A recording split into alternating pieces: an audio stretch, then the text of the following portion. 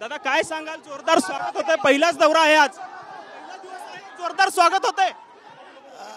स्वागत नाही, ह्या मराठा समाजाला न्याय देण्यासाठी माझा मराठा समाज खवळून उठलाय. घराघरातला मराठा समाज शेतातलं कामं सोडून आज मराठा समाज सहभागी या शांतता रॅलीत मराठा आरक्षण परिवर्तन रॅली झाले. ही सरकारनं आक्रोश समजून घेणं गरजेचं आहे. ओबीसीचे नेते एक झाले, त्यांनी दबाव आणला, माझ्या गोरगरीब मराठ्याला आरक्षण मिळू देत नाहीत. हे सरकारनं समजून घेणं गरजेचं आहे.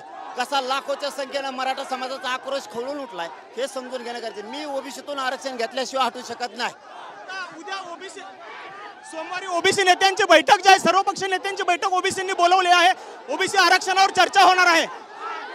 काय बोलवो काय नाही बोलवो, ओबीसींनी ते त्यांचा प्रश्न आहे.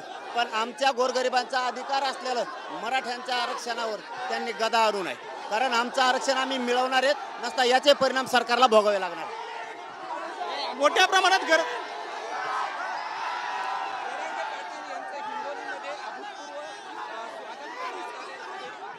मोठा रिस्पॉन्स पाहायला मिळतोय. आणखीन काहीच नाही, आगे आगे देखो काय होतंय. कारण पुढचा टप्पा आणखीन 4 राहिले.